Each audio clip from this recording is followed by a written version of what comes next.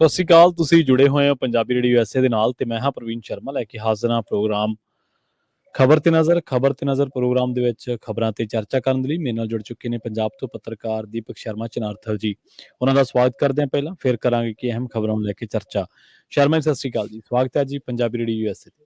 ਸਤਿ ਸ਼੍ਰੀ ਅਕਾਲ ਪ੍ਰਵੀਨ ਜੀ। ਸਾਰੇ ਦਰਸ਼ਕਾਂ ਨੂੰ, ਸਰੋਤਿਆਂ ਨੂੰ ਮੇਰੀ ਪਿਆਰ ਭਰੀ ਸਤਿ ਸ਼੍ਰੀ ਅਕਾਲ ਜੀ। ਪ੍ਰੋਗਰਾਮ ਦੇ ਵਿੱਚ ਅੱਗੇ ਵਧਣ ਤੋਂ ਪਹਿਲਾਂ ਧੰਨਵਾਦ ਕਰਦੇ ਚਲੀਏ ਸਪਾਂਸਰਸ ਦਾ, ਜਿਹੜੇ ਜ਼ਰੀਆ ਬਣਦੇ ਨੇ ਇਹਨਾਂ ਪ੍ਰੋਗਰਾਮਾਂ ਨੂੰ ਤੁਹਾਡੇ ਤੱਕ ਪਹੁੰਚਾਉਣ ਦੇ ਲਈ। ਖਾਲਸਾ ਇੰਸ਼ੋਰੈਂਸ ਏਜੰਸੀ ਵਾਲੇ, ਜਿਨ੍ਹਾਂ ਤੋਂ ਤੁਸੀਂ ਹਰ ਤਰੀਕੇ ਦੀ ਇੰਸ਼ੋਰੈਂਸ ਲੈ ਸਕਦੇ ਹੋ। ਇੰਸ਼ੋਰੈਂਸ ਬਾਰੇ ਪਤਾ ਕਰਨ ਦੇ ਲਈ ਉਹਨਾਂ ਦਾ ਨੰਬਰ ਹੈ 460-272-2500। ਟਰਕੀਆਨਾ ਇਮੀਗ੍ਰੇਸ਼ਨ ਲਾ ਫਰਮ ਵਾਲੇ ਜੇ ਟਰਕੀਆਨਾ ਅਟਾਰਨੀ ਟਰਕੀਆਨਾ ਦੇ ਨਾਲ ਤੁਸੀਂ US ਇਮੀਗ੍ਰੇਸ਼ਨ ਬਾਬਤ ਕੋਈ ਵੀ ਸਵਾਲ ਪੁੱਛਣਾ ਚਾਹੁੰਦੇ ਹੋ ਜਾਂ ਕੋਈ ਸਲਾਹ ਕਰਨੀ ਚਾਹੁੰਦੇ ਹੋ ਤਾਂ ਉਹਨਾਂ ਦਾ ਨੰਬਰ ਹੈ 408-4503 ਗੁਰਦੀਪ ਸਿੰਘ ਬਿਰਦੀ ਕਲੋਵੇ, ਸਤਨਾਮ ਸਿੰਘ ਸ਼ੇਰਗਿੱਲ ਸਿਲਮਾ, ਜਗਤਾਰ ਸਿੰਘ ਅਨੰਦਪੁਰੀ ਫਰੀਮੋਰ, ਸੁਰਜੀਤ ਸਿੰਘ ਚਾਹਲ ਯੂਬਾ ਸਿਟੀ, ਗੁਰਦੀਪ ਸਿੰਘ ਗਿੱਲ ਤੇ ਪਰਿਵਾਰ Yuba City, Mandeep Singh, Sarabjit Kaur San Jose, Manjit Singh San Jose, ਅਬੇ ਸੈਕਰਾਮੈਂਟੋ, ਮੀਰੀ ਪੀਰੀ ਸੇਵਾ ਸੁਸਾਇਟੀ ਫਰੈਜ਼ਨੋ ਤੇ ਜੱਸੀ ਗਿੱਲ ਬੇਕਰਸਫੀਲਡ ਤੋਂ। ਇਹਨਾਂ ਸਾਰੇ ਹੀ ਸਪਾਂਸਰਸ ਦਾ ਬਹੁਤ ਬਹੁਤ ਧੰਨਵਾਦ। ਤੇ ਜੇਕਰ ਤੁਸੀਂ ਵੀ ਇਹਨਾਂ ਪ੍ਰੋਗਰਾਮਾਂ ਨੂੰ ਸਪਾਂਸਰ ਕਰਨਾ ਚਾਹੁੰਦੇ ਹੋ ਤਾਂ ਸਟੂਡੀਓ ਦਾ ਨੰਬਰ ਹੈ 460-272-5200। ਸ਼ਰਮਾ ਜੀ, ਖਬਰਾਂ ਦੇ ਵੱਲ ਆਈਏ ਤੇ ਸ਼ੁਰੂਆਤ ਕਰੀਏ ਦੋ ਸੰਵਿਧਾਨਕ ਅਹੁਦਿਆਂ ਤੇ ਬੈਠੇ ਲੋਕਾਂ ਦੀ ਆਪਸੀ ਖਿੱਚੋਤਾਣ ਤੋਂ। ਸੁਣਦੇ ਆ ਵੀ ਮਾਨ ਸਾਹਿਬ ਇੱਕ ਵਾਰ ਫਿਰ ਜਿਹੜੇ ਨੇ ਉਹ ਰਾਜਪਾਲ ਦੇ ਨਾਲ ਉਹਨਾਂ ਦੇ ਜਿਹੜੇ ਪੇਚਾ ਪੈ ਗਿਆ ਤੇ ਸਿੱਧੇ ਹੀ ਹੋ ਗਏ ਨੇ ਇਸ ਵਾਰ ਤਾਂ ਰਾਜਪਾਲ ਨੂੰ। ਆਮ ਤੌਰ ਤੇ ਭਗਵੰਤ ਮਾਨ ਦੀ ਇਹ ਸ਼ੈਲੀ ਨਹੀਂ ਹੈ ਜਿਸ ਸ਼ੈਲੀ ਦੇ ਵਿੱਚ ਉਹ ਨਜ਼ਰ ਆਏ ਨੇ ਇਸ ਵਾਰ। ਹਾਂ, ਦੇਖੋ, ਜਿਹੜੀ ਸ਼ੈਲੀ ਤੁਸੀਂ ਕਹਿੰਦੇ ਹੋ ਭਗਵੰਤ ਮਾਨ ਦੀ ਨਹੀਂ ਹੈ, ਪਰ ਇਹ ਸ਼ੈਲੀ ਪੰਜਾਬ ਨੂੰ ਪਸੰਦ ਆਉਂਦੀ ਹੈ। ਇਹ ਹਾਂਜੀ, ਸ਼ੈਲੀ ਨੂੰ ਨਜ਼ਰ ਆਏ ਬਿਲਕੁਲ ਜੀ। ਅਸਲ 'ਚ ਪਿਛਲੀ ਵਾਰ ਵੀ ਲੋਕਾਂ ਨੂੰ ਲੱਗਿਆ ਸੀ ਕਿ ਲੈ ਬਈ ਬਾਈ ਨੇ ਤਾਂ ਠੋਕਤੀ ਮੰਜੀ, ਹੈ ਨਾ, ਕਿ ਜਦੋਂ ਇਹਨਾਂ ਨੇ ਚਿੱਠੀ ਪੰਜਾਬੀ 'ਚ ਜਾਰੀ ਕੀਤੀ, ਪਰ ਬਾਅਦ 'ਚ ਜਦੋਂ ਉਹ ਚਿੱਠੀ ਰਾਜਪਾਲ ਨੇ ਸਾਹਮਣੇ ਲਿਆ ਸੀ ਕਿ ਮੈਨੂੰ ਤਾਂ ਪਹਿਲਾਂ ਅੰਗਰੇਜ਼ੀ 'ਚ ਲਿਖੀ ਸੀ, ਤਦ ਉਹ ਮਸਲਾ ਹੋਰ ਤਰ੍ਹਾਂ ਹੋ ਗਿਆ। ਪਰ ਇਸ ਵਾਰ ਭਗਵੰਤ ਮਾਨ ਨੇ ਰਾਜਪਾਲ ਨੂੰ ਨਾ ਅੰਗਰੇਜ਼ੀ ਚਿੱਠੀ ਲਿਖੀ, ਨਾ ਰਾਜਪਾਲ ਨੂੰ ਕੋਈ ਸੁਨੇਹਾ ਭੇਜਿਆ, ਸਿੱਧਾ ਟਵੀਟ ਕੀਤਾ ਤੇ ਟਵੀਟ ਵੀ ਪੰਜਾਬੀ 'ਚ ਕੀਤਾ ਤੇ ਕਹਿ ਦਿੱਤਾ ਨਾਲੇ ਕਿ ਇਸੇ ਨੂੰ ਮੇਰਾ ਜਵਾਬ ਮੰਨ ਲਿਓ। ਅਸਲ 'ਚ ਪ੍ਰਵੀਨ ਜੀ, ਪਿਛਲੇ ਦਿਨਾਂ 'ਚ ਸਿੰਗਾਪੁਰ ਜਿਹੜੇ ਪ੍ਰਿੰਸੀਪਲ ਗਏ ਨੇ, ਉਹਨਾਂ ਦੀ ਚੋਣ ਨੂੰ ਲੈ ਕੇ, ਉਹਨਾਂ ਦੇ ਖਰਚਿਆਂ ਨੂੰ ਲੈ ਕੇ, ਉਹਨਾਂ ਦੇ ਰਹਿਣ ਖਾਣ ਪੀਣ ਨੂੰ ਲੈ ਕੇ ਉਹਦਾ ਹਿਸਾਬ ਕਿਤਾਬ ਰਾਜਪਾਲ ਨੇ ਮੰਗ ਲਿਆ। ਤੇ ਜਦੋਂ ਹਿਸਾਬ ਕਿਤਾਬ ਮੰਗ ਲਿਆ ਤੇ ਫਿਰ ਔਖੇ ਹੋ ਗਏ ਕਿ ਮੇਰੀ ਚਿੱਠੀਆਂ ਦਾ ਜਵਾਬ ਨਹੀਂ ਦਿੰਦੇ, ਮੈਂ ਪਹਿਲਾਂ ਵੀ ਚਿੱਠੀਆਂ ਲਿਖੀਆਂ, ਮੈਨੂੰ ਪੁਰਾਣਾ ਹਿਸਾਬ ਵੀ ਨਹੀਂ ਦਿੱਤਾ, ਹੈ ਨਾ, ਤੁਹਾਡੇ ਤੇ ਮੈਂ ਕਾਨੂੰਨੀ ਤਹਿਤ ਫਿਰ ਕਾਰਵਾਈ ਕਰ ਸਕਦਾ, ਮੈਂ ਕਾਨੂੰਨ ਦਾ ਸਹਾਰਾ ਲੈ ਸਕਦਾ। ਸੋ ਇੱਕ ਤਰ੍ਹਾਂ ਨਾਲ ਰਾਜਪਾਲ ਨੇ ਸਿੱਧੀ ਪੰਜਾਬ ਸਰਕਾਰ ਨੂੰ ਧਮਕੀ ਦਿੱਤੀ। ਤੇ ਇਹ ਫਿਰ ਮਤਲਬ ਕਿ ਏਦਾਂ ਸਰਕਾਰਾਂ ਦੇ ਵਿੱਚ ਤੁਸੀਂ ਤਾਲਮੇਲ ਬਣਾ ਕੇ ਨਹੀਂ ਚੱਲੋਗੇ ਤਾਂ ਇਹ ਤਾਂ ਥੋੜਾ ਟੱਕਰਾ ਵਧੇਗਾ ਹੀ ਵਧੇਗਾ। ਤੇ ਫਿਰ ਭਗਵੰਤ ਮਾਨ ਵੀ ਮਤਲਬ ਕਿ ਉਸੇ ਰੰਗ 'ਚ ਆ ਗਏ ਜਿਹੜਾ ਰੰਗ ਪੰਜਾਬੀ ਭਾਲਦੇ ਸੀ ਕਿ ਹਾਂ ਬਾਈ ਐਂ ਹੀ ਹੋਣਾ ਪਊਗਾ। ਕਿਉਂਕਿ ਫਿਰ ਰਾਜਪਾਲ ਹੋਰਾਂ ਦੇ ਉਸ ਚਿੱਠੀ ਦੇ ਜਵਾਬ ਦੇ ਵਿੱਚ ਜਾਂ ਉਹ ਮੰਗਾਂ ਦੇ ਜਵਾਬ ਦੇ ਵਿੱਚ ਭਗਵੰਤ ਮਾਨ ਨੇ ਟਵੀਟ ਪੰਜਾਬੀ 'ਚ ਕੀਤਾ। ਹੁਣ ਰਾਜਪਾਲ ਪੜ੍ਹਾ ਲਵੇ, ਜੇ ਉਹਨਾਂ ਨੂੰ ਨਹੀਂ ਆਉਂਦਾ ਕਹਿੰਦੇ ਕਿ ਉਲਥਾ ਕਰਾ ਲਓ ਕਿਸੇ ਤੋਂ ਬਾਈ, ਹੈ ਨਾ। ਉਹ ਸਿੱਧਾ ਲਿਖਿਆ, ਕਹਿੰਦੇ ਮਾਣਯੋਗ ਰਾਜਪਾਲ ਸਾਹਿਬ, ਇਹ ਟਵੀਟ 'ਚ ਲਿਖ ਰਹੇ ਨੇ, ਮਾਣਯੋਗ ਰਾਜਪਾਲ ਸਾਹਿਬ, ਤੁਹਾਡੀ ਚਿੱਠੀ ਮੀਡੀਆ ਜਰੀਏ ਮਿਲੀ। ਮਤਲਬ ਉਹਨਾਂ ਨੇ ਵੀ ਇਹ ਕਹਿਤਾ ਕਿ ਸਾਨੂੰ ਮਿਲੀ ਨਹੀਂ ਤੁਹਾਡੀ ਚਿੱਠੀ, ਹੈ ਨਾ, ਇਹ ਜਤਾਇਆ ਕਿ ਜਵਾਬ ਤਾਂ ਸਾਨੂੰ ਮਿਲੀ ਹੋਵੇ। ਹੁਣ ਇਹ ਪਤਾ ਨਹੀਂ ਰਿਸੀਵ ਕੀਤੀ ਨਹੀਂ ਜਾਂ ਨਹੀਂ, ਮਤਲਬ ਕਿ ਉਹ ਕਹਿੰਦੇ ਮਾਣਯੋਗ ਰਾਜਪਾਲ ਸਾਹਿਬ, ਤੁਹਾਡੀ ਚਿੱਠੀ ਸਾਨੂੰ ਮੀਡੀਆ ਜਰੀਏ ਮਿਲੀ ਹੈ। ਜਿੰਨੇ ਵੀ ਚਿੱਠੀ ਵਿੱਚ ਵਿਸ਼ੇ ਲਿਖੇ ਨੇ ਉਹ ਸਾਰੇ ਸਟੇਟ ਦੇ ਵਿਸ਼ੇ ਹਨ। ਮੈਂ ਅਤੇ ਮੇਰੀ ਸਰਕਾਰ ਸੰਵਿਧਾਨ ਅਨੁਸਾਰ 3 ਕਰੋੜ ਪੰਜਾਬੀਆਂ ਨੂੰ ਜਵਾਬਦੇਹ ਹੈ, ਨਾ ਕਿ ਕੇਂਦਰ ਸਰਕਾਰ ਦੁਆਰਾ ਨਿਯੁਕਤ ਕੀਤੇ ਕਿਸੇ ਰਾਜਪਾਲ ਨੂੰ। ਇਸ ਨੂੰ ਮੇਰਾ ਜਵਾਬ ਸਮਝੋ ਜੀ। ਸੋ ਇਸ ਲਈ ਆਹ ਜਿਹੜਾ ਸਵਾਲ ਹੈ ਇਹਨੇ ਸਾਫ਼ ਕਰਤਾ ਪ੍ਰਵੀਨ ਜੀ ਕਿ ਹੁਣ ਪੰਜਾਬ ਸਰਕਾਰ ਦੇ ਵਿੱਚ ਔਰ ਰਾਜਪਾਲ ਦੇ ਵਿੱਚ ਤੁਹਾਨੂੰ ਬਿਲਕੁਲ ਉਹੀ ਦ੍ਰਿਸ਼ ਦੇਖਣ ਨੂੰ ਮਿਲੇਗਾ ਜੋ ਦਿੱਲੀ ਦੇ ਵਿੱਚ LG ਔਰ ਕੇਜਰੀਵਾਲ ਦੇ ਵਿੱਚ ਦੇਖਣ ਨੂੰ ਮਿਲਦਾ। ਸੋ ਪਿਛਲੇ ਕੁਝ 2-3 ਟਕਰਾਅ ਜਿਹੜੇ ਪਿਛਲੇ ਦੌਰ 'ਚ ਹੋਏ, ਚਾਹੇ ਉਹ ਤੁਸੀਂ ਕਹਿ ਲਓ ਕਿ ਜਿਹੜਾ ਵਿਸ਼ੇਸ਼ ਸੈਸ਼ਨ ਬੁਲਾਉਣ ਨੂੰ ਲੈ ਕੇ ਹੋਇਆ ਸੀ, ਉਸ ਨੂੰ ਲੈ ਕੇ ਖਿੱਚੋਤਾਣ ਵਧੀ ਸੀ, ਜਾਂ ਯੂਨੀਵਰਸਿਟੀ ਦੇ ਵਾਈਸ ਚਾਂਸਲਰ ਨੂੰ ਲੈ ਕੇ, ਚਾਹੇ ਬਾਬਾ ਫਰੀਦ ਵਾਲਾ ਮਾਮਲਾ, ਚਾਹੇ ਗੁਰੂ ਨਾਨਕ ਦੇਵ ਯੂਨੀਵਰਸਿਟੀ ਵਾਲਾ ਮਾਮਲਾ, ਉਹ ਉਸ ਮਾਮਲੇ 'ਚ ਤਲਖੀ ਵਧੀ ਸੀ। ਇਹਨਾਂ ਸਾਰੇ ਪਹਿਲੂਆਂ ਦੇ ਦੌਰਾਨ ਆਪਾਂ ਗੱਲ ਕਰਦੇ ਰਹੇ ਹਾਂ ਕਿ ਇਹ ਭਾਈ ਮਤਲਬ ਉਹਦੀ ਫੁੱਟਸਟੇਟ ਕਾਪੀ ਵਾਲਾ ਕੰਮ ਹੋ ਰਿਹਾ। ਜੋ ਕੁਛ ਉੱਥੇ ਮੁੱਖ ਮੰਤਰੀ ਔਰ ਉਪ ਰਾਜਪਾਲ ਦੇ ਵਿਚਾਲੇ ਉਹੀ ਕੁਛ ਪੰਜਾਬ 'ਚ ਹੋ ਰਿਹਾ। ਔਰ ਇਹ ਪਹਿਲੀ ਵਾਰ ਹੈ ਲਗਭਗ ਕਿ ਭਾਜਪਾ ਦੇ ਰਾਜਪਾਲ ਜ਼ਿਆਦਾਤਰ ਉਹਨਾਂ ਸੂਬਿਆਂ ਦੇ ਵਿੱਚ ਬਹੁਤ ਜ਼ਿਆਦਾ ਤੰਗ ਕਰ ਰਹੇ ਨੇ, ਸਰਕਾਰਾਂ ਨੂੰ ਕੰਮ ਕਰਨ ਤੋਂ ਢਿੱਕਾ ਡਾ ਰਹੇ ਨੇ ਜਿੱਥੇ BJP ਜਾਂ ਉਹਨਾਂ ਦੇ ਸਹਿਯੋਗੀਆਂ ਦੀ ਸਰਕਾਰ ਨਹੀਂ ਹੈ। ਸੋ ਇੱਕ ਪਾਸੇ ਅੰਦਰ ਖਾਤੇ ਕੇਜਰੀਵਾਲ ਨੂੰ ਆਪਣੀ ਨੀਤੀਆਂ ਦੇ ਅਨੁਸਾਰ ਕਹਿ ਲਓ ਕਿ ਆਪਣੀਆਂ ਜਿਹੜਾ ਉਹਨਾਂ ਦਾ ਸੰਘੀ ਢਾਂਚਾ ਉਹਦੇ ਹਿਸਾਬ ਨਾਲ ਚਲਾਉਣ ਦੀ ਵੀ ਕੋਸ਼ਿਸ਼ ਹੁੰਦੀ ਆ, ਮਨਾਉਣ ਦਾ ਤਰੀਕਾ ਹੈ, ਜਾਂ ਉਸ ਨੂੰ ਜੀ ਆਪਣੇ ਲਈ ਹਥਿਆਰ ਵਜੋਂ ਕਿਤੇ ਚੋਣਾਂ 'ਚ ਵਰਤਣ ਦਾ ਤਰੀਕਾ ਵੀ ਹੈਗਾ। ਦੂਏ ਪਾਸੇ ਆ ਕੁੰਡੀ ਫਸਾ ਕੇ ਵੀ ਰੱਖਣੀ ਹੈ। ਹੂੰ ਸੋ ਇਹ ਕੁੰਡੀ ਪ੍ਰਵੀਨ ਜੀ ਦਿੱਲੀ 'ਚ ਤਾਂ ਪੁੱਗਦੀ ਹੋਣੀ, ਪੰਜਾਬ 'ਚ ਨਹੀਂ ਪੁੱਗ ਸਕਦੀ। ਹੂੰ ਸੋ ਪੰਜਾਬ ਦੇ ਲੋਕ, ਪੰਜਾਬ ਦੇ ਵੋਟਰ ਸਰਕਾਰ ਤੋਂ, ਉਹਨਾਂ ਦੇ ਕੰਮਾਂ ਤੋਂ ਨਾਰਾਜ਼ ਹੋ ਸਕਦੇ ਨੇ, ਭਗਵੰਤ ਮਾਨ ਦੇ ਮੰਤਰੀਆਂ ਤੋਂ ਨਾਰਾਜ਼ ਹੋ ਸਕਦੇ ਨੇ, ਪਰ ਜਦੋਂ ਕੋਈ ਸਿੱਧਾ ਪੰਜਾਬ ਨੂੰ ਕੋਈ ਬਾਹਰ ਲਾ ਕੇ ਚੈਲੰਜ ਕਰਦਾ ਫਿਰ ਮਨਜ਼ੂਰ ਨਹੀਂ ਕਰਦੇ। ਸੋ ਜੇ ਰਾਜਪਾਲ ਐਂ ਚਲਾਉਣ ਦੀ ਕੋਸ਼ਿਸ਼ ਕਰਨਗੇ ਕਿ ਹਾਂ ਮੈਂ ਡਿਕਟੇਟਰ ਹੋ ਕੇ ਚਲਾ ਲੂੰਗਾ, ਮਤਲਬ ਆਪਣੇ ਬੰਦੇ ਤਾਂ ਰਾਘਵ ਚੱਡਾ ਨੂੰ ਨਹੀਂ ਮਤਲਬ ਮੰਨ ਕੇ ਰਾਜੀ, ਹੈ ਨਾ, ਹਾਂਜੀ ਜਿਹੜਾ ਸਰਕਾਰ ਦੇ ਵਿੱਚ ਆ, ਤੇ ਫਿਰ ਰਾਜਪਾਲ ਦਾ ਮਸਲਾ ਤਾਂ ਸਿੱਧਾ ਪਤਾ ਲੱਗਦਾ ਕਿ ਬੀਜੇਪੀ ਦੀ ਆ। ਸੋ ਇੱਥੇ ਹੁਣ ਪੇਚਾ 5-6 ਮੁੱਦਿਆਂ ਤੇ ਫਸਿਆ ਪ੍ਰਵੀਨ ਜੀ। ਪਹਿਲਾ ਮੁੱਦਾ ਤਾਂ ਹੈ ਕਹਿੰਦੇ ਪ੍ਰਿੰਸੀਪਲਾਂ ਨੂੰ ਸਿੰਗਾਪੁਰ ਭੇਜਣ ਵਾਲਾ ਮਾਮਲਾ, ਠੀਕ ਹੈ, ਉਹਦੀ ਕਹਿੰਦੇ ਕਿ ਪੂਰੀ ਮੈਨੂੰ ਰਿਪੋਰਟ ਦਿਓ, ਤੁਸੀਂ ਕਿਵੇਂ ਭੇਜੇ, ਕਿਵੇਂ ਚੋਣ ਕੀਤੀ ਉਹਨਾਂ ਦੀ, ਕਿਹੜਾ ਆਧਾਰ ਬਣਾਇਆ, ਕਿਹੜੀ ਟ੍ਰੇਨਿੰਗ ਲੈ ਕੇ ਆਏ ਨੇ, ਕਿੰਨਾ ਖਰਚਾ ਕੀਤਾ ਤੁਸੀਂ, ਕਿੰਨਾ ਖਾਤਾ ਕੀਤਾ, ਠੀਕ ਆ, ਉਹ ਸਭ ਪੁੱਛਿਆ। ਦੂਜਾ ਕਹਿੰਦੇ ਜੀ ਪੰਜਾਬ ਦੀ ਸੂਚਨਾ ਤੇ ਸੰਚਾਰ ਟੈਕਨੋਲੋਜੀ ਕਾਰਪੋਰੇਸ਼ਨ ਦੇ ਚੇਅਰਮੈਨ ਜਵੰਦਾ ਹੋਣ ਵਾਲਾ ਮਾਮਲਾ, ਜਵੰਦਾ ਵਾਲਾ ਮਾਮਲੇ ਦੀ ਨਿਯੁਕਤੀ ਨੂੰ ਲੈ ਕੇ ਖਾਸਾ ਵਿਵਾਦ ਆ ਪ੍ਰਵੀਨ ਜੀ। ਉਹ ਵੱਡਾ ਵਿਵਾਦ ਆ। ਉਹ ਕਹਿੰਦੇ ਕਿ ਉਹਨਾਂ ਦੇ ਉੱਤੇ ਮਤਲਬ ਜਿਹੜਾ ਰਾਜਪਾਲ ਨੇ ਜਿਹੜਾ ਸਵਾਲ ਖੜਾ ਕੀਤਾ, ਉਹ ਕਹਿੰਦੇ ਕਿ ਵੀ ਉਹਦੇ ਉੱਤੇ ਕਬਜ਼ਿਆਂ ਦਾ, ਹੈ ਨਾ, ਉਹਦੇ ਉੱਤੇ ਕਿੰਨੇ ਤਰ੍ਹਾਂ ਦੇ ਅਜਿਹੇ ਦੋਸ਼ ਲੱਗਦੇ ਨੇ। ਸੋ ਤੁਸੀਂ ਅਜਿਹੇ ਬੰਦੇ ਨੂੰ ਕਹਿੰਦੇ ਚੱਕ ਕੇ ਮਤਲਬ ਕਿ ਤੁਸੀਂ ਅਹੁਦੇ ਦੇ ਰਹੇ ਹੋ ਤੇ ਲਾ ਵੀ ਇਹੋ ਜਿਹੀਆਂ ਥਾਵਾਂ ਤੇ ਰਹੇ ਹੋ ਜਿੱਥੇ ਮਤਲਬ ਕਿ ਮੈਂ ਜਾਣਾ, ਜਿਵੇਂ ਤਿਰੰਗਾ ਲਹਿਰਾਉਣ ਜਾਣਾ, ਹੈ ਨਾ, ਉਹ ਸਾਰਾ। ਸੋ ਇਸੇ ਤਰ੍ਹਾਂ ਵਜ਼ੀਫਿਆਂ ਵਾਲੇ ਮਾਮਲੇ ਦੇ ਵਿੱਚ ਪੜ੍ਹਾਈ ਵਾਲਾ ਮਾਮਲਾ, ਉਹ ਪੰਜਾਬ ਸਰਕਾਰ ਦੀ, ਮੇਰਾ ਖਿਆਲ ਆਪਾਂ ਪਹਿਲਾਂ ਵੀ ਗੱਲ ਕਰ ਰਹੇ ਕਿ ਆਉਂਦੇ ਸਮੇਂ ਦੇ ਵਿੱਚ ਉਹ ਮਾਮਲਾ ਵੀ ਵੱਡਾ ਬਣ ਜਾਣਾ। ਸੋ ਪੰਜਾਬ ਸਰਕਾਰ ਦੀ ਨਜ਼ਰ 'ਚ ਵੀ ਉਹ ਮਾਮਲਾ ਹੈਗਾ। ਫਿਰ ਇਸੇ ਤਰ੍ਹਾਂ IPS ਚਾਹਲ ਦੀ ਨਿਯੁਕਤੀ ਨੂੰ ਉਹਦੇ ਪਰ ਲੈ ਕੇ ਸਵਾਲ ਖੜਾ ਕੀਤਾ। ਇੱਥੋਂ ਤੱਕ ਕਿ ਜਿਹੜਾ ਨਵਲ ਅਗਰਵਾਲ ਹੈ, ਉਹਦੀ ਨਿਯੁਕਤੀ ਨੂੰ ਲੈ ਕੇ ਵੀ ਰਾਜਪਾਲ ਨੇ ਸਵਾਲ ਖੜੇ ਕੀਤੇ ਨੇ। ਸੋ ਇਸੇ ਤਰ੍ਹਾਂ ਖੇਤੀਬਾੜੀ ਯੂਨੀਵਰਸਿਟੀ ਦੇ ਮਤਲਬ ਕਿ ਵਾਈਸ ਚਾਂਸਲਰ ਨੂੰ ਲੈ ਕੇ, ਤੇ ਇਸੇ ਤਰ੍ਹਾਂ ਜਿਹੜੀ ਸਾਡੀ ਦੂਸਰੀ ਯੂਨੀਵਰਸਿਟੀ ਸੀ ਬਾਬਾ ਫਰੀਦ ਯੂਨੀਵਰਸਿਟੀ, ਉਹਦੇ ਵਾਈਸ ਚਾਂਸਲਰ ਨੂੰ ਲੈ ਕੇ, ਸੋ ਇਹਨਾਂ ਯੂਨੀਵਰਸਿਟੀਆਂ ਦੇ ਚਾਂਸਲਰਾਂ ਨੂੰ ਲੈ ਕੇ ਵੀ ਸੋ ਵਿਵਾਦ ਸਾਹਮਣੇ ਆ ਚੁੱਕਿਆ। ਸੋ ਇਹ ਪਹਿਲੂਆਂ ਨੂੰ ਆਧਾਰ ਬਣਾ ਕੇ ਰਾਜਪਾਲ ਨੇ ਲਿਖਿਆ। ਮਤਲਬ ਰਾਜਪਾਲ ਦੇ ਜਿਹੜੇ ਮੁੱਦੇ ਨੇ ਉਹ ਬੇਸਿਕਲੀ ਮੁੱਦੇ ਤਾਂ ਠੀਕ ਹੈ ਕਿ ਤੁਹਾਨੂੰ ਲੱਗਦਾ ਕਿ ਇਹ ਮਾਮਲਿਆਂ ਤੇ ਸਰਕਾਰ ਦੀ ਸਪਸ਼ਟਤਾ ਹੋਣੀ ਚਾਹੀਦੀ ਹੈ, ਜਵਾਬ ਆਉਣਾ ਚਾਹੀਦਾ, ਪਰ ਜਿਹੜਾ ਤਰੀਕਾ ਹੈ ਉਹ ਇਹ ਹੈ ਕਿ ਮੇਰੇ ਅਨੁਸਾਰ ਚੱਲੋ ਫਿਰ ਸਾਰਾ ਕੁਝ ਠੀਕ ਹੈ, ਤੁਸੀਂ ਮੇਰੇ ਕਹੇ ਅਨੁਸਾਰ ਨਹੀਂ ਚੱਲੋਗੇ ਤਾਂ ਨਹੀਂ ਠੀਕ ਹੈ। ਸੋ ਇਹ ਖਾਸ ਕਰਕੇ ਪੇਚ ਫਸਿਆ ਸੀ ਸਿੱਧਾ ਮਤਲਬ ਕਿ ਜਦੋਂ ਵਿਸ਼ੇਸ਼ ਸੈਸ਼ਨ ਬੁਲਾ ਰਹੀ ਸੀ ਪੰਜਾਬ ਸਰਕਾਰ ਉਸ ਤੋਂ, ਤੇ ਉਸ ਤੋਂ ਬਾਅਦ ਫਿਰ ਯੂਨੀਵਰਸਿਟੀਆਂ ਵਾਲੇ ਤੋਂ, ਤੇ ਆ ਹੁਣ ਵੱਧ ਕੇ ਇੱਥੇ ਆ ਗਿਆ। ਤੇ ਚਿੱਠੀ ਵਾਲੇ ਮਾਮਲੇ ਤੋਂ ਰਾਜਪਾਲ ਨਾਰਾਜ਼ ਜ਼ਿਆਦਾ ਹੋ ਗਏ ਸੀ ਜਦੋਂ ਅੰਗਰੇਜ਼ੀ ਚਿੱਠੀ ਉਹਨਾਂ ਨੂੰ ਭੇਜੀ ਜਵਾਬ ਸੀ, ਜਿਹਦੇ ਵਿੱਚ ਮਿੰਨਤ ਤਰਲਾ ਵਰਗਾ ਸੀ ਮੁੱਖ ਮੰਤਰੀ ਭਗਵੰਤ ਮਾਨ ਦਾ ਸੁਨੇਹਾ, ਤੇ ਪਰ ਜਿਹੜੀ ਪੰਜਾਬੀ ਨੂੰ ਜਾਰੀ ਕੀਤੀ ਉਹ 'ਚ ਲਲਕਾਰ ਵਰਗ ਸੀ। ਇਸ ਲਈ ਹੁਣ ਮੁੱਖ ਮੰਤਰੀ ਨੇ ਕਿਹਾ ਕਿ ਨਾ, ਹੁਣ ਇੱਕ ਪਾਸਾ ਹੀ ਹੋ ਜਾਣ ਦਿਓ।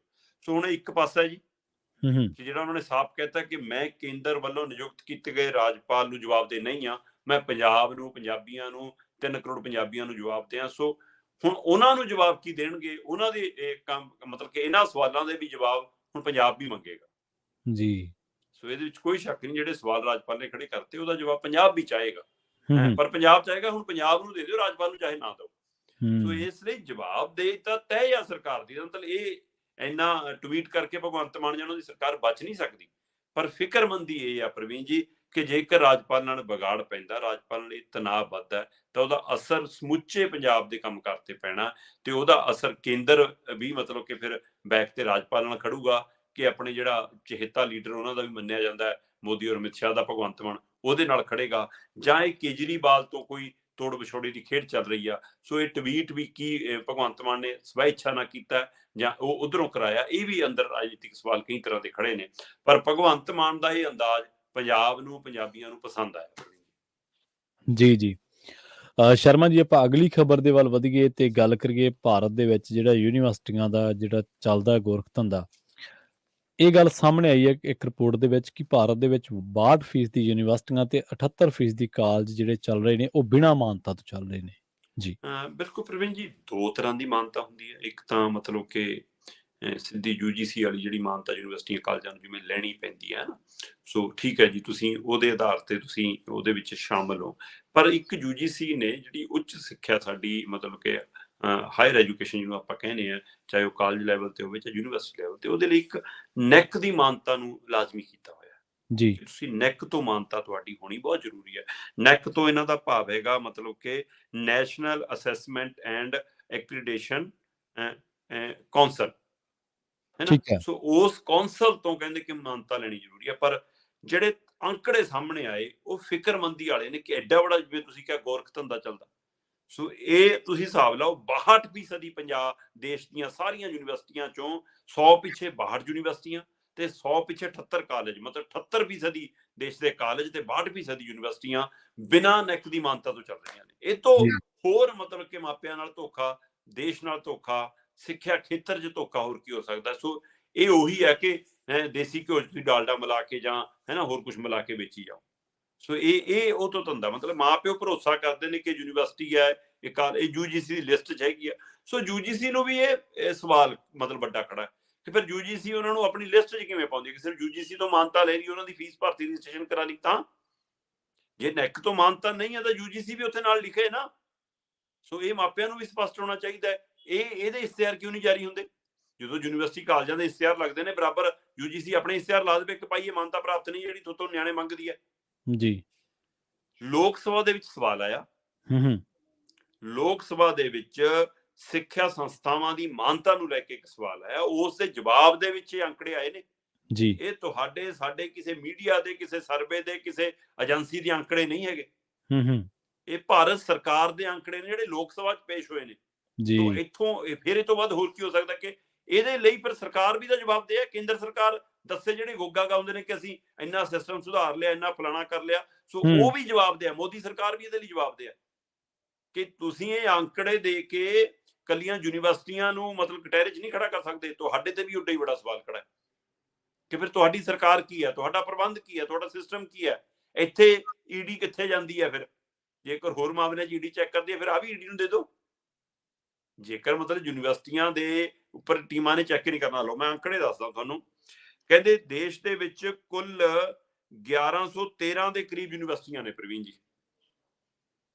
ਠੀਕ ਹੈ। 1000 ਤੋਂ ਵੱਧ 1113 ਯੂਨੀਵਰਸਿਟੀਆਂ ਨੇ, ਜਿਸ ਚੋਂ 695 ਯੂਨੀਵਰਸਿਟੀਆਂ ਬਿਨਾਂ ਮਾਨਤਾ ਪ੍ਰਾਪਤ ਨੇ, ਬਿਨਾਂ ਨੈਕ ਤੋਂ ਚੱਲ ਰਹੀਆਂ ਨੇ। 695 1113 ਦੇ ਵਿੱਚੋਂ 695 ਲਗਭਗ 62% ਯੂਨੀਵਰਸਿਟੀਆਂ। ਇਸੇ ਤਰ੍ਹਾਂ ਦੇਸ਼ ਦੇ ਵਿੱਚ ਕੁੱਲ 43,796 ਕਾਲਜ ਨੇ।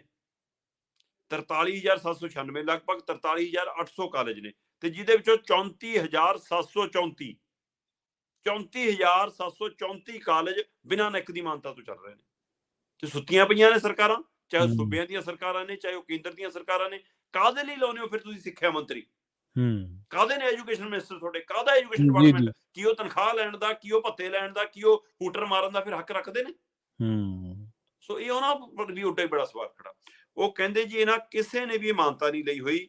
ਸੋ ਇਹ ਸਵਾਲ ਸੋਮਵਾਰ ਨੂੰ ਲੋਕ ਸਭਾ 'ਚ ਪੁੱਛਿਆ ਗਿਆ, ਜਿਹਦੇ ਲਿਖਤ ਜਵਾਬ ਦੇ ਵਿੱਚ ਇਹ ਪਹਿਲੂ ਸਾਹਮਣੇ ਲਿਆਂਦਾ, ਜਿੱਤੋਂ ਇਹ ਮਤਲਬ ਕਿ ਮੰਤਰੀ ਜਿਹੜੇ ਸੁਭਾਸ਼ ਨੇ, ਕੇਂਦਰੀ ਮੰਤਰੀ, ਉਹਨਾਂ ਨੇ ਮਤਲਬ ਕਿ ਉਹਦੇ ਹਵਾਲੇ ਨਾਲ ਜਵਾਬ ਸਾਹਮਣੇ ਆਇਆ। ਸੋ ਇੱਥੋਂ ਹਿਸਾਬ ਲਾ ਲਓ ਕਿਆ ਸਥਿਤੀ ਹੈ। ਇਹ ਕਹਿੰਦੇ ਜਿਹੜੇ ਪੈਮਾਨੇ ਕੀ ਨੇ ਜਿਨ੍ਹਾਂ ਦੇ ਆਧਾਰ ਤੇ ਮਤਲਬ ਹੁਣ ਤੁਸੀਂ ਜਿੱਥੇ ਸਿੱਖਿਆ ਲੈਣ ਜਾਣਾ ਪ੍ਰਵੀਨ ਜੀ, ਬੱਚੇ ਨੇ ਜਿੱਥੇ ਪੜ੍ਹਨ ਜਾਣਾ, ਤੁਸੀਂ ਉੱਥੇ ਦੇਖੋਗੇ ਨਾ ਕਿ ਪੜ੍ਹਾਈ ਲਈ ਮਾਹੌਲ ਹੈਗਾ, ਪ੍ਰਬੰਧ ਹੈਗਾ, ਅਧਿਆਪਕਾਂ ਦਾ ਪ੍ਰਬੰਧ ਹੈਗਾ, ਬਿਲਡਿੰਗ ਹੈਗੀ, ਫਰਨੀਚਰ ਹੈਗਾ। ਜੇ ਬੱਚੇ ਨੇ ਲੈਬ ਵਰਤਣੀ ਆ, ਲੈਬ ਹੈਗੀ ਹੈ, ਲਾਇਬ੍ਰੇਰੀ ਵਰਤਣੀ, ਲਾਇਬ੍ਰੇਰੀ ਹੈਗੀ।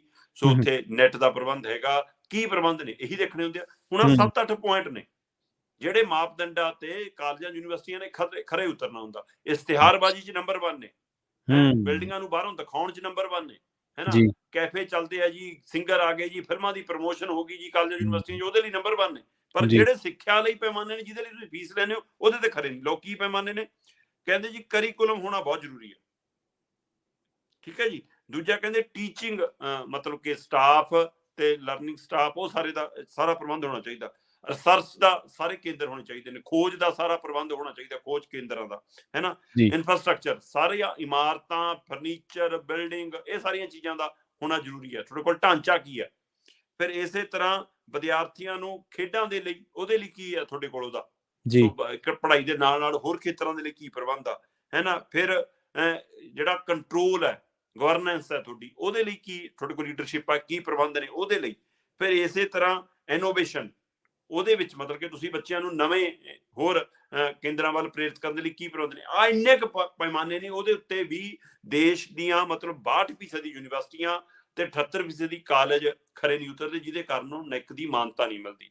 ਸੋ ਬਿਨਾਂ ਨੈਕ ਦੀ ਮਾਨਤਾ ਤੋਂ ਜੇ ਚੱਲ ਰਹੇ ਨੇ, ਸਰਕਾਰ ਨੇ ਹੀ UGC ਬਣਾਈ, ਸਰਕਾਰ ਦੇ ਹੀ UGC ਦੇ ਨਿਯਮ ਨੇ ਕਿ ਨੈਕ ਦੀ ਮਾਨਤਾ ਹੋਣੀ ਜ਼ਰੂਰੀ ਹੈ ਇਹਨਾਂ ਕਾਲਜ ਯੂਨੀਵਰਸਿਟੀ ਤੋਂ ਬਿਨਾਂ ਚੱਲ ਰਹੇ ਨੇ, ਅੱਜ ਤੱਕ ਬੰਦ ਕਿਉਂ ਨਹੀਂ ਹੋਏ ਜੀ। ਸੋ ਇਹ ਵੱਡਾ ਸਵਾਲ ਹੈ। ਹੋਰ ਛੱਡੋ, ਇੱਕ ਹੋਰ ਅੰਕੜਾ ਸਾਹਮਣੇ ਆਇਆ, ਸਟਾਰਟਅਪ ਨੂੰ ਅੱਜ ਕੱਲ ਬਹੁਤ ਪੇਸ਼ ਕੀਤਾ ਜਾਂਦਾ ਪਰਮੀਨ ਜੀ। ਹਾਂਜੀ ਹਾਂਜੀ। ਤੇ ਉਹਦੇ ਵਿੱਚ ਵੀ ਪੰਜਾਬ ਵਰਗਾ ਸੂਬਾ ਪਿਛੜ ਕੇ ਰਹਿ ਗਿਆ। ਇਹ ਆਪਣੇ ਆਪ ਸਵਾਲ ਹੈ। ਮੱਧ ਪ੍ਰਦੇਸ਼ ਦੇ ਵਿੱਚ, ਮਤਲਬ ਕਿ ਮਹਾਰਾਸ਼ਟਰ ਦੇ ਵਿੱਚ, ਮੱਧ ਪ੍ਰਦੇਸ਼ ਦੇ ਵਿੱਚ, ਰਾਜਸਥਾਨ ਦੇ ਵਿੱਚ, ਇਹਨਾਂ ਥਾਵਾਂ ਦੇ ਉੱਤੇ ਸਾਡੇ ਨਾਲੋਂ ਮੂਹਰੇ ਨਿਕਲ ਗਏ ਸੂਬੇ। ਨੰਬਰ 1 ਤੇ ਮਹਾਰਾਸ਼ਟਰ ਹੈ, ਜਿੱਥੇ 51,000 ਤੋਂ ਵੱਧ ਨੌਕਰੀਆਂ ਪੈਦਾ ਕਰਕੇ ਦਿੱਤੀਆਂ ਇਸ ਸਟਾਰਟਅਪ ਨੇ। 51,357।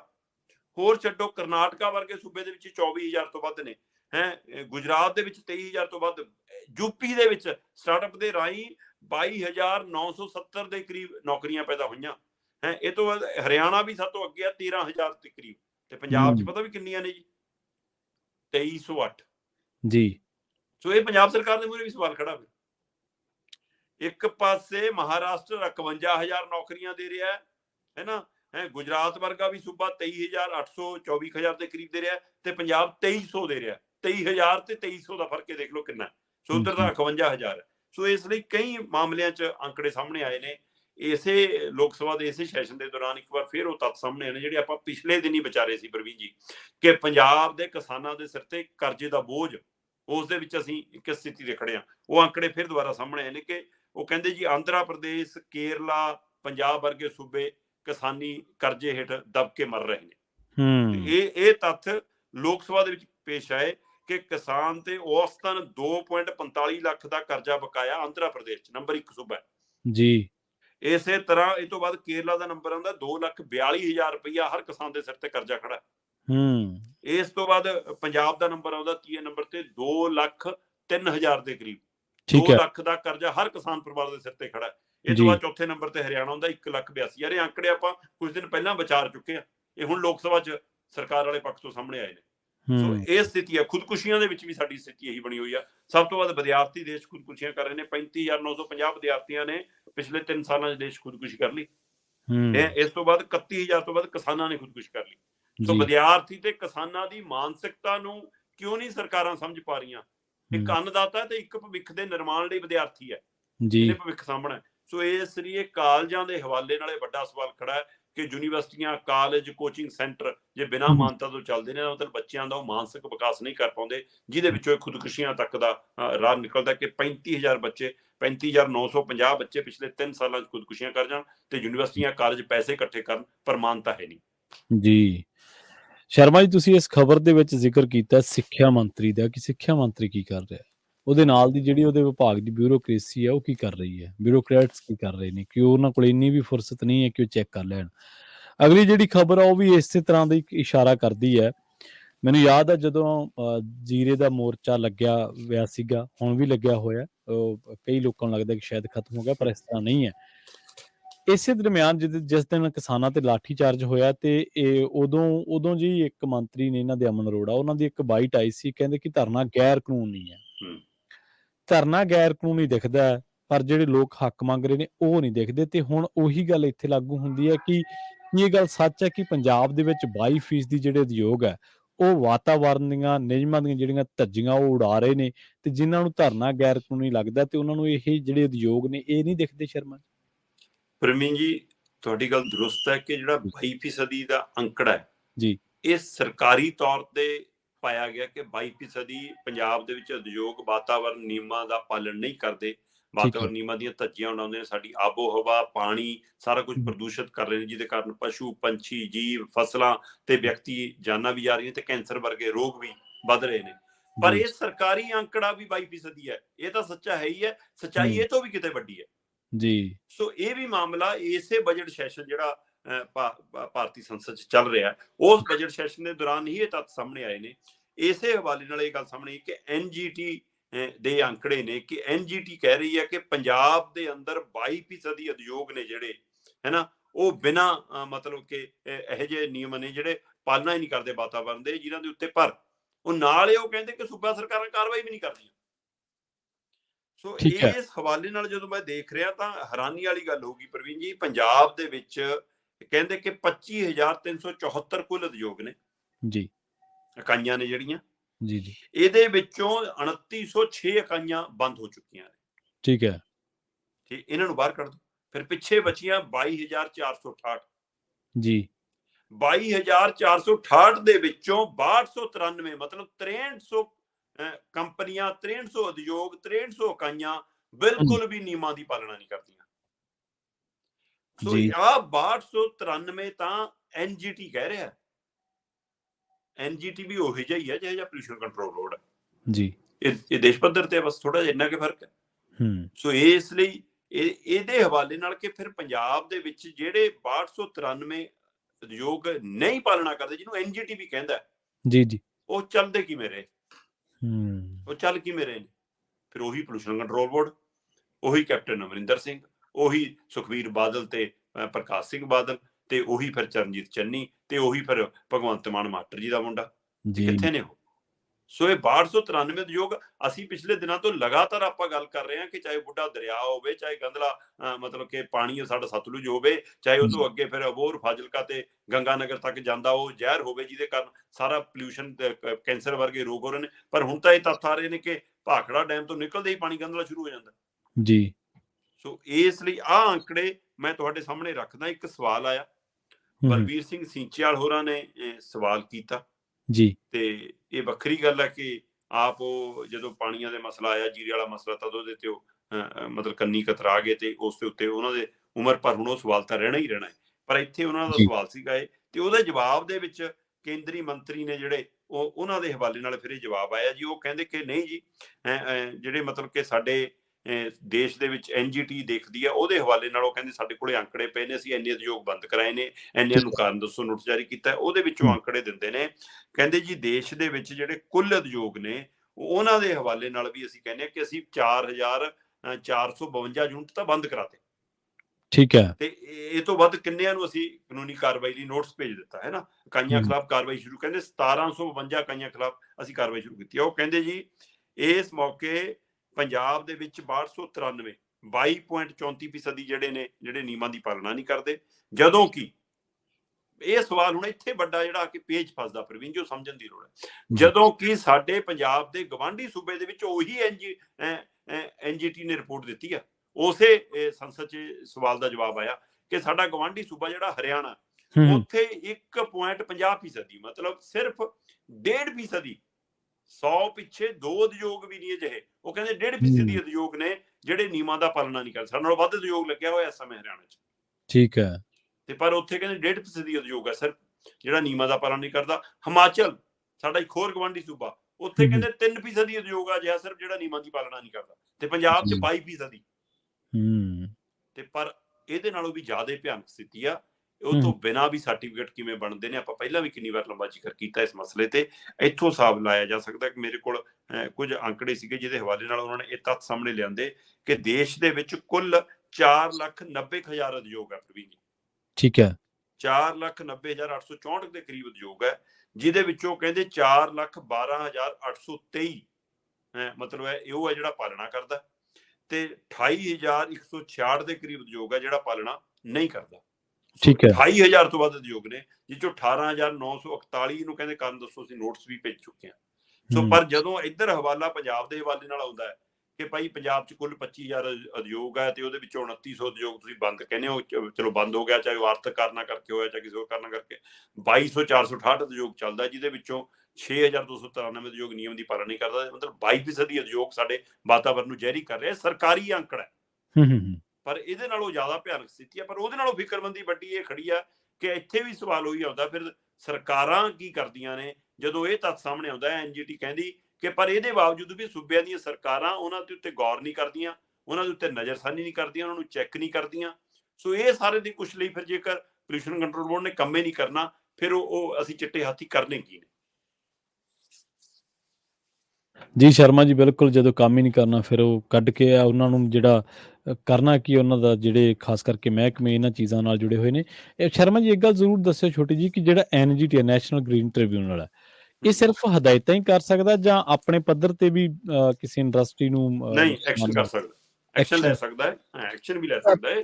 ਕੈਪਟਨ ਦੀ ਸਰਕਾਰ ਦੇ 50 ਲੱਖ ਰੁਪਏ ਦਾ ਜੁਰਮਾਨਾ ਸ਼ਾਇਦ ਪੰਜਾਬ ਦੇ ਉਦਯੋਗਾਂ ਨੂੰ ਬਿਲਕੁਲ ਠੀਕ ਹੈ ਨਾ। ਐਨਜੀਟੀ ਨੇ ਕਿੰਨੇ ਹੀ ਮਾਮਲਿਆਂ ਦੇ ਵਿੱਚ ਰਿਪੋਰਟ ਲਈ ਹੈ। ਜਦੋਂ ਕੋਈ ਚੀਜ਼ ਉਹਨੂੰ ਨੋਟਿਸ ਭੇਜਿਆ ਜਾਂਦਾ ਤਾਂ ਖੁਦ ਨੋਟਿਸ ਵੀ ਲੈਂਦੀ ਹੈ, ਉਹਦੇ ਆਧਾਰ ਤੇ ਉਹ ਜਾਂਚ ਪੜਤਾਲ ਕਰਕੇ ਆਪਣੀ ਰਿਪੋਰਟ ਵੀ ਦਿੰਦੀ ਹੈ ਤੇ ਉਹਦੇ ਤੇ ਨੋਟਿਸ ਵੀ ਜਾਰੀ ਕਰਦੀ ਆ ਉਹ। ਇੱਕ ਵਾਰੀ ਮੈਨੂੰ ਯਾਦ ਆ, ਉਹ ਜਿਹਦੇ ਨਾਲ ਵਾਵਾ ਸ਼੍ਰੀ ਲੱਗਦਾ, ਉਹਨੂੰ ਵੀ ਸ਼ਾਇਦ ਜੁਰਮਾਨਾ ਹੋ ਗਿਆ ਸੀ ਇੱਕ ਵਾਰੀ, ਐਨਜੀਟੀ ਨੇ ਕਰਤਾ ਸੀ ਸ਼ਾਇਦ। ਉਹ ਮੇਰਾ ਖਿਆਲ ਜਮਨਾ ਦੇ ਕੰਢੇ, ਜਮਨਾ ਕੰਢੇ ਨੇ ਸਮਾਗਮ ਕੀਤਾ ਸੀਗਾ ਕੁਝ। ਹਾਂਜੀ, ਅੱਛਾ ਸ਼ਰਮਾ ਜੀ, ਅਗਲੀ ਖਬਰ ਦੇ ਵੱਲ ਵਧੀਏ। ਜਦੋਂ ਪੰਜਾਬ ਦੀ ਅਮਨ ਕਾਨੂੰਨ ਦੀ ਵਿਵਸਥਾ ਤੇ ਕੋਈ ਬੰਦਾ ਕਿੰਤੂ ਕਰਦਾ ਤੇ ਸਰਕਾਰ ਕਹਿੰਦੀ ਹੈ ਨਹੀਂ ਸਭ ਕੁਝ ਠੀਕ ਠਾਕ ਆ, ਸਭ ਅੱਛਾ। ਹਾਲਾਂਕਿ ਆਪਾਂ ਦੇਖਿਆ ਕਿ ਸਿੱਧੂ ਮੂਸੇਵਾਲੇ ਦਾ ਕਤਲ ਹੋਇਆ ਜਾਂ ਸੰਦੀਪ ਨੰਗਲੰਬੀਆਂ ਦਾ ਕਤਲ ਹੋਇਆ ਜਾਂ ਇੱਕ ਦੋ ਕਤਲ ਹੋਰ ਹੋਏ ਪੁਲਿਸ ਦੀ ਮੌਜੂਦਗੀ ਦੇ ਵਿੱਚ, ਤਾਂ ਪੰਜਾਬ ਦੀ ਸਰਕਾਰ ਕਹਿੰਦੀ ਕਿ ਸਭ ਕੁਝ ਠੀਕ ਠਾਕ ਹੈ। ਜੇ ਸਭ ਕੁਝ ਠੀਕ ਠਾਕ ਹੈ ਸ਼ਰਮਾ ਜੀ, ਤੇ ਫਿਰ ਪੰਜਾਬ ਪੁਲਿਸ ਮੁੜ ਕਾਹਤੋਂ ਕੱਢ ਲਈ ਹੈ ਬੁਲਟ ਪ੍ਰੂਫ ਟਰੈਕਟਰ? ਪ੍ਰਵੀਨ ਜੀ, ਇਹਦੇ ਵਿੱਚ ਕੋਈ ਸ਼ੱਕ ਨਹੀਂ ਗਾ ਕਿ ਲੰਮੇ ਸਮੇਂ ਤੋਂ ਪੰਜਾਬ ਦੇ ਵਿੱਚ ਇਹ ਸਵਾਲ ਖੜਿਆ ਰਿਹਾ ਕਿ ਪੁਲਿਸ ਰਾਜ ਚੱਲਦਾ ਜੀ। ਖਾਸ ਕਰ ਖਾੜਕੂ ਦੌਰ ਦੇ ਵਿੱਚ ਪੁਲਿਸ ਨੇ ਇਸ ਨਾਂ ਦੇ ਉੱਤੇ ਕਿ ਅੱਤਵਾਦ ਮਕਾਉਣਾ ਹੈ ਜੀ, ਆਪਣੇ ਨਿੱਜ ਵੀ ਮਤਲਬ ਕਿ ਪਾਲਿਆ ਹੈ, ਆਪਣੀਆਂ ਫੀਤੀਆਂ ਲਵਾਉਣ ਲਈ ਝੂਠੇ ਮੁਕਾਬਲਿਆਂ ਦੇ ਵਿੱਚ ਵੀ ਆਪਣੇ ਹੱਥ ਲਵੇੜੇ। ਸੋ ਉਹ ਜਿਹੜਾ ਸਵਾਦ ਪਿਆ ਸੀ ਉਹ ਅਜੇ ਪੰਜਾਬ ਪੁਲਿਸ ਦੇ ਮੇਰੇ ਖਿਆਲ ਉਹਦੇ ਵਿੱਚੋਂ ਨਿਕਲਿਆ ਨਹੀਂ ਗਾ ਉਹਨਾਂ ਨੂੰ। ਸੋ ਉਹ ਉਸ ਹਵਾਲੇ ਨਾਲ ਪੰਜਾਬ ਦੇ ਵਿੱਚ ਸਵਾਲ ਰਿਹਾ ਕਿ ਪੰਜਾਬ ਦੇ ਅੰਦਰ ਪੁਲਿਸ ਰਾਜ ਚੱਲਦਾ, ਪੁਲਿਸ ਧੱਕਾਸ਼ਾਹੀ ਕਰਦੀ ਹੈ ਜਾਂ ਸਰਕਾਰਾਂ ਦੇ ਕੰਟਰੋਲ 'ਚ ਨਹੀਂ ਰਹਿੰਦੀ। ਸੋ ਇਹ ਸਾਰੇ ਦੇ ਦੌਰਾਨ ਮਤਲਬ ਕਿ ਅਸੀਂ ਉਹ ਦੌਰ ਵੀ ਦੇਖੇ ਕਿ ਸੁਮੇਧ ਸੈਣੀ ਵਰਗਿਆਂ ਨੂੰ ਡੀਜੀਪੀ ਲਾਇਆ ਜਾਂਦਾ ਹੈ ਨਾ। ਸੋ ਇਸ ਲਈ ਉਹ ਸਵਾਲ ਤਦ ਵੀ ਉੱਠਦੇ ਰਹੇ, ਪਰ ਅੱਜ ਇੱਕ ਵਾਰ ਸਵਾਲ ਇਹ ਦੁਬਾਰਾ ਇਸ ਲਈ ਉੱਠਿਆ ਕਿ ਪੰਜਾਬ ਦੇ ਵਿੱਚ ਬੇਸ਼ੱਕ ਆ ਘਟਨਾਵਾਂ ਵਾਪਰੀਆਂ ਪ੍ਰਵੀਨ ਜੀ ਵੱਖੋ ਵੱਖ, ਜਿਹਦੇ ਆਪਾਂ ਚਾਹੇ ਅੰਬੀਆਂ ਵਾਲਾ ਗੱਲ ਕਰਦੇ ਹਾਂ, ਚਾਹੇ ਉਹ ਸ਼ਿਵ ਸੈਨਾ ਵਾਲੇ ਤੇ ਹਮਲਾ ਹੋ ਗਿਆ, ਚਾਹੇ ਸਿੱਧੂ ਮੂਸੇਵਾਲੇ ਦਾ ਕਤਲ ਹੋ ਗਿਆ, ਪਰ ਇਹਦੇ ਵਿੱਚ ਫਿਰਕੇ ਦਾ ਮਸਲਾ ਨਹੀਂ ਆ, ਕੋਈ ਧਰਮ ਜਾਤ ਦਾ ਮਸਲਾ ਨਹੀਂ ਜੀ। ਇਸ ਨੂੰ ਇਸ ਹਵਾਲੇ ਨਾਲ ਸਮਝਣ ਦੀ ਲੋੜ ਆ ਕਿ ਇਹ 'ਚ ਗੈਂਗਸਟਰਵਾਦ ਹੋ ਸਕਦਾ। ਉਹ ਇੱਕ ਵੱਡਾ ਪੰਜਾਬ ਦੀ ਫਿਕਰਮੰਦੀ ਖੜੀ ਹੈ ਕਿ ਸਾਡੀ ਨੌਜਵਾਨ ਪੀੜ੍ਹੀ ਕਿਉਂ ਗਲਤ ਕੁਰਾਹੇ ਪੈ ਰਹੀ ਆ। ਉਹ ਉਸ ਮਸਲੇ ਦੇ ਉਹਦੇ ਵਿੱਚ ਚਿੱਟੇ ਨੂੰ ਵੀ ਤੁਹਾਨੂੰ ਦੇਖਣਾ ਪਊਗਾ ਕਿ ਚਿੱਟਾ ਕਿੱਡਾ ਬੜਾ ਗੁਨਾਹਗਾਰ ਹੈ ਇਸ ਰਾਹ ਦੇ ਉੱਤੇ, ਤੇ ਬੇਰੁਜ਼ਗਾਰੀ ਕਿੱਡੀ ਬੜੀ ਗੁਨਾਹਗਾਰ ਹੈ ਇਸ ਰਾਹ ਤੇ ਨੌਜਵਾਨਾਂ ਨੂੰ ਤੋਰਨ ਦੇ ਲਈ। ਠੀਕ ਹੈ ਨਾ, ਮਾਪਿਆਂ ਦੀ ਬੇਰੁਖੀ ਜਾਂ ਬੇਲੋੜੀਆਂ ਸਾਡੀਆਂ ਇੱਛਾਵਾਂ, ਉਹ ਸਾਰੇ ਕੁਛ ਨੇ। ਪਰ ਇਹ ਸਾਰੇ ਮਾਮਲਿਆਂ ਦੇ ਵਿੱਚ ਤੁਸੀਂ ਇਹ ਨਹੀਂ ਕਹਿ ਸਕਦੇ ਕਿ ਪੰਜਾਬ ਦੇ ਵਿੱਚ ਕੋਈ ਧਾਰਮਿਕ ਟਕਰਾਵ ਹੈ ਜੀ। ਬੇਸ਼ੱਕ ਡੇਰਾ ਸਿਰਸਾ ਮੁਖੀ ਵਾਲਾ ਮੁੱਦਾ ਬਹੁਤ ਵੱਡਾ ਹੈ ਪੰਜਾਬ ਦੇ ਵਿੱਚ, ਉਸ ਮੁੱਦੇ ਤੇ ਲੈ ਕੇ ਕਈ ਵਾਰ ਪੰਥਕ ਧਿਰਾਂ ਬਹੁਤ ਫਿਕਰਮੰਦੀ ਵਾਲੀਆਂ ਆਉਂਦੀਆਂ ਨੇ, ਪਰ ਫਿਰ ਵੀ ਅਸੀਂ ਸਮਾਜਿਕ ਤੌਰ ਦੇ ਉੱਤੇ ਅਜੇ ਚੇਤਨ ਆ। ਪਰ ਆਹ ਜਿਹੜਾ ਸਾਰਾ ਕੁਛ ਹੈ ਇਹ ਕੀ ਰਾਜਨੀਤਿਕ ਡਰਾਮਾ ਹੈ ਜਿਹੜੀ ਗੱਲ ਤੁਸੀਂ ਕਰ ਰਹੇ ਹੋ ਟਰੈਕਟਰ ਕੱਢਣ ਵਾਲੀ, ਜਾਂ ਪੰਜਾਬ ਦੇ ਵਿੱਚ ਸੱਚਮੁੱਚ ਮਾਹੌਲ ਫਿਰ ਤੁਸੀਂ ਇਹ ਦਿਖਾਉਣਾ ਚਾਹੁੰਦੇ, ਦਰਸਾਉਣਾ ਚਾਹੁੰਦੇ ਕਿ ਨਹੀਂ 1990 ਵਾਲਾ ਹੋ ਗਿਆ ਜੀ? ਕੌਣ ਦਿਖਾਉਣਾ ਚਾਹੁੰਦਾ? ਪੰਜਾਬ ਪੁਲਿਸ, ਪੰਜਾਬ ਸਰਕਾਰ, ਜਾਂ ਕੇਂਦਰ ਇਹਦੇ ਪਿੱਛੇ ਹੈ? ਕੀ ਪੰਜਾਬ ਪੁਲਿਸ ਪੰਜਾਬ ਦੇ ਗ੍ਰਹਿ ਮੰਤਰੀ ਭਗਵੰਤ ਮਾਨ ਜੀ ਦੇ ਅਨੁਸਾਰ ਚੱਲ ਰਹੀ ਆ ਜਾਂ ਕੇਂਦਰੀ ਗ੍ਰਹਿ ਮੰਤਰੀ ਅਮਿਤ ਸ਼ਾਹ ਦੇ ਅਨੁਸਾਰ ਚੱਲ ਰਹੀ ਆ? ਕਿਹਦਾ ਖੇਲਾ ਇਹ ਵੱਡਾ ਸਵਾਲ ਹੈ। ਕਾਰਨ ਚੰਡੀਗੜ੍ਹ ਬਾਰਡਰ ਦੇ ਉੱਤੇ ਇੱਕ ਧਰਨਾ ਚੱਲ ਰਿਹਾ ਬੰਦੀ ਸਿੰਘਾਂ ਦੀ ਰਿਹਾਈ ਦੇ ਲਈ। ਉਸ ਧਰਨੇ ਦੇ ਦੌਰਾਨ ਇੱਕ ਦਿਨ ਮਤਲਬ ਕਿ ਟਕਰਾਵ ਹੁੰਦਾ ਚੰਡੀਗੜ੍ਹ ਪੁਲਿਸ ਨਾਲ, ਤੇ ਉਸ ਤੋਂ ਬਾਅਦ ਚੰਡੀਗੜ੍ਹ ਪੁਲਿਸ ਆਪਣੀ ਨਾਕਾਬੰਦੀ ਵਧਾਤੀ ਜੀ, ਅਸੀਂ ਆਹ ਕਰਤਾ ਜੀ। ਇੱਧਰ ਪ੍ਰਬੰਧਕ ਧਿਰਾਂ ਕਹਿੰਦੀਆਂ ਕੋਈ ਗੱਲ ਨਹੀਂ, ਅਸੀਂ ਜਾਵਾਂਗੇ, ਰੋਜ਼ ਜਾਵਾਂਗੇ, ਨਾਮ ਚਰਚਾ ਕਰਾਂਗੇ ਤੇ ਵਾਪਸ ਆਵਾਂਗੇ। ਪਰ ਇਹ ਸਭ ਦੇ ਲਈ ਮਤਲਬ ਕਿ ਬੁਲਟ ਪ੍ਰੂਫ ਟਰੈਕਟਰਾਂ ਦੀ ਲੋੜ, ਤੇ ਇਹ ਆਪਣੇ ਆਪ 'ਚ ਇੱਕ ਸਵਾਲ ਖੜਾ ਕਰਦਾ। ਔਰ ਉਹ ਵੀ ਚੰਡੀਗੜ੍ਹ ਪੁਲਿਸ ਨਹੀਂ ਲਿਆਈ ਪ੍ਰਵੀਨ ਜੀ, ਪੰਜਾਬ ਪੁਲਿਸ ਲੈ ਕੇ, ਔਰ 1 2 ਨਹੀਂ 7 ਲਿਆਈ। ਠੀਕ ਹੈ, ਤੇ 7 ਟਰੈਕਟਰ ਜਿਹੜੇ ਨੇ ਬੁਲਟ ਪ੍ਰੂਫ ਟਰੈਕਟਰ ਨੇ ਜਿਹੜੇ ਉਹ ਚੰਡੀਗੜ੍ਹ ਦੇ ਬਾਰਡਰ ਤੇ, ਪੰਜਾਬ ਤੇ ਔਰ ਚੰਡੀਗੜ੍ਹ ਦੇ ਬਾਰਡਰ ਤੇ ਲਿਆ ਕੇ ਤਾਇਨਾਤ ਕਰ ਦਿੱਤੇ ਹੈ ਨਾ। ਉਹਦੇ ਵਿੱਚ ਚਾਹੇ ਮਤਲਬ ਕਿ ਤੁਸੀਂ ਕਹੋ 7 ਦੇ ਕਰੀਬ ਨੇ ਜਿਹੜੇ 100 ਮਤਲਬ ਕਿ ਮੀਟਰ ਦੀ ਦੂਰੀ ਤੇ ਤਾਇਨਾਤ ਕੀਤੇ ਨੇ। ਤੇ ਉਹ ਕਹਿੰਦੇ ਜੀ ਉਹ ਨੇ ਜਿਹੜੇ ਹੁਣ ਮਤਲਬ ਜੇ ਤੁਸੀਂ ਤੇਜ਼ ਚੱਲੋਗੇ ਤਾਂ ਵੀ ਜਦ ਪੁਲਿਸ ਨੂੰ ਇਤਲਾਹ ਕਰ ਦੇਣਗੇ ਕਿ ਲਓ ਜੀ ਲੋਕ ਤੇਜ਼ ਤੁਰੇ ਆ ਰਹੇ ਨੇ, ਕਿੰਨੇ ਲੋਕ ਤੁਰੇ ਆ ਰਹੇ ਨੇ, ਕਿੰਨੇ ਪੈਰ ਇਕੱਠੇ ਤੁਰੇ ਆ ਰਹੇ ਨੇ, ਇਹ ਗਿਣਤੀ ਵੀ ਦੱਸੂਗੀ। ਸੋ ਇਹ ਸਾਰਾ ਕੁਝ ਮਤਲਬ ਕਿ ਤਕਨੀਕੀ ਤੌਰ ਤੇ ਅਸਲ 'ਚ ਪਿਛਲੇ ਦਿਨਾਂ 'ਚ ਸਰਹੱਦ ਦੇ ਉੱਤੇ ਮਤਲਬ ਕਿ ਮਾਹੌਲ ਤਣਾਅ ਹੈ ਜੀ, ਬਾਰਡਰ ਦੇ ਉੱਤੇ ਸਥਿਤੀ ਠੀਕ ਨਹੀਂ ਹੈ ਜੀ। ਉਸ ਨੂੰ ਦੇਖਦਿਆਂ ਹੋਇਆਂ ਹਰ ਬਾਰਡਰ ਰੇਂਜ ਦੇ ਵਿੱਚ ਇਹ ਟਰੈਕਟਰ ਤਾਇਨਾਤ ਕੀਤੇ ਨੇ ਪਿਛਲੇ ਦਿਨਾਂ 'ਚ, ਤੇ ਉੱਥੋਂ ਹੁਣ ਕੱਢ ਕੇ ਇੱਥੇ ਲਿਆਂਦੇ ਨੇ। ਮਤਲਬ ਕੀ ਇਹ ਪੰਜਾਬ ਦੇ ਅੰਦਰ ਇੱਕ ਰਾਜਨੀਤਿਕ ਡਰ ਪੈਦਾ ਕਰਨ ਦੇ ਲਈ ਹੈ ਕਿ ਇੱਕ ਹਿੰਦੂ ਵਰਗ ਦੇ ਵਿੱਚ, ਵਪਾਰੀ ਵਰਗ ਦੇ ਵਿੱਚ, ਸ਼ਹਿਰੀ ਵਰਗ ਦੇ ਵਿੱਚ ਇਹ ਸੁਨੇਹਾ ਚੱਲ ਜਾਵੇ ਨਾ ਜੀ ਨਾ ਪੰਜਾਬ 'ਚ ਤਾਂ ਮਾਹੌਲ ਵਿਗੜ ਗਿਆ। ਸੋ ਇਹ ਬੁਲਟ ਟਰੈਕਟਰ ਮਤਲਬ ਕਿ ਉਸ ਤਰ੍ਹਾਂ ਦਾ ਮਤਲਬ ਕਿ ਦ੍ਰਿਸ਼ ਪੈਦਾ ਕਰਦੇ ਨੇ। ਸੋ ਇਹਦੇ ਪਿੱਛੇ ਰਾਜਨੀਤਿਕ ਮਨਸ਼ਾ ਮੈਨੂੰ ਵੱਧ ਨਜ਼ਰ ਆਉਂਦੀ ਹੈ ਪ੍ਰਵੀਨ। ਜੀ ਜੀ। ਤੇ ਆਖਿਰ ਦੇ ਵਿੱਚ ਸ਼ਰਮਾ ਜੀ ਗੱਲ ਕਰੀਏ ਆਪਾਂ ਪੰਜਾਬ ਦੇ ਜਿਹੜੇ ਨਵੇਂ ਚੁਣੇ ਹੋਏ ਵਿਧਾਇਕ ਨੇ, ਨੁਮਾਇੰਦੇ ਨੇ, ਉਹਨਾਂ ਦੀ 2 ਰੋਜ਼ਾ ਟ੍ਰੇਨਿੰਗ ਅੱਜ ਤੋਂ ਜਿਹੜੀ ਉਹ ਸ਼ੁਰੂ ਹੈ। ਤੇ ਕੀ ਪੰਜਾਬ ਵਿਧਾਨ ਸਭਾ ਦੇ ਜਿਹੜਾ ਆਉਣ ਵਾਲਾ ਸੈਸ਼ਨ ਹੈ, ਜਿਹੜਾ ਆਉਣ ਵਾਲੇ ਦਿਨਾਂ ਦੇ ਵਿੱਚ ਹੋਣਾ ਹੈ, ਕੀ ਉਹਦੇ ਮੱਦੇਨਜ਼ਰ ਇਹਨਾਂ ਨੂੰ ਟ੍ਰੇਨਿੰਗ ਦਿੱਤੀ ਜਾ ਰਹੀ ਹੈ ਵਿਧਾਇਕਾਂ ਨੂੰ? ਹਾਂ ਬਿਲਕੁਲ ਜੀ, ਬਜਟ ਸੈਸ਼ਨ ਸ਼ੁਰੂ ਹੋਣਾ ਹੈ ਪੂਰਨ ਰੂਪ ਦੇ ਉੱਤੇ। ਪੂਰਨ ਬਜਟ ਹੁਣ ਜਿਵੇਂ ਆਉਣਾ ਹੈ, ਪੂਰਾ ਸੈਸ਼ਨ ਹੁਣ ਪ੍ਰੋਪਰ ਚੱਲਣਾ ਹੈ। ਸੋ ਉਸ ਦੇ ਹਵਾਲੇ ਨਾਲ ਮਤਲਬ ਕਿ ਪੰਜਾਬ ਦੇ ਵਿੱਚ ਜ਼ਿਆਦਾਤਰ ਇਸ ਵਾਰ ਨਵੇਂ ਐਮਐਲਏ ਜਿੱਤ ਕੇ ਆਏ ਨੇ। ਜਿਵੇਂ 92 ਜਿੱਤੇ ਨੇ, ਇਹਨਾਂ ਚੋਂ ਤਾਂ ਬਹੁਤ ਗਿਣਤੀ ਹੈ ਹੀ ਨਵੇਂ ਨੇ।